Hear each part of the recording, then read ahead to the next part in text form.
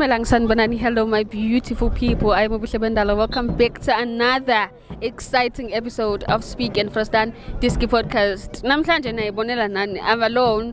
Omunye decide ukuthi uzolova ukuthi why akasitshelanga ne reason maka ngizwe ngathi hey uhlabeke ubhonzi in angazi but uzositshela yena mekabuya ukuthi bekade loveleni namhlanje siphansi eCanada Sports Ground eThembisa guys if you are around nje angazi ukuthi why ungezanga uzobukela ibhola but stay tuned, we're bringing you more classified content, same vision, same mission, different location likewise.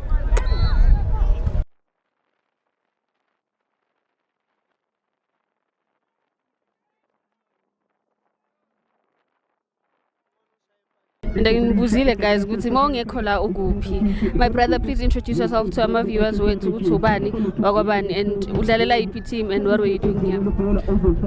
Mina igama lami uMpilo waNkosi kodwa abaningi bangazi ngozapha. Iteam engidlalela yi1990 vele kusukela kudala kade siphusha vele mina nayo. So icela usitshele kabanzi ngefootball journey yakho yabo mongasenzela ipyramid yama teams okay wadlalela until la ukhona manje. Mina team ama-team engisabadlaleli awekho maningi kodwa cishe team yini izafios element inathi nice bese kuba sithembiso lapho nalapho ya ngadlala kancane kodwa yini into ekumotivate ukuthi udlale ibhola abantu vele abaphumelelayo masidlala la bas encourage ukuthi hayi yabo masiphusha kakhulu sizophumelela nathi empilweni.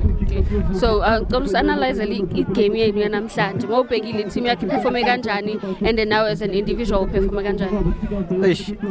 Performance yanamhlanje hayi besingekho happy ngayo sonke vele bekungasi a game yethu yo basikhostile mistake leya asimakanga kahle vele yasipunish sesigijimisa igole liwa igame yonke.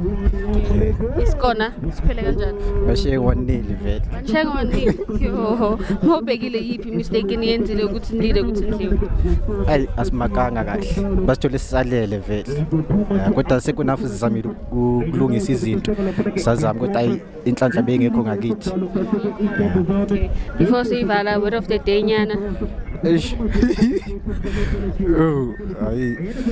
Ukuthi abantu baqhubeke bazame empilweni bengalahli ithemba bazophumelela ngelinye ilanga. Thank you so much for your time. Ngiyabonga.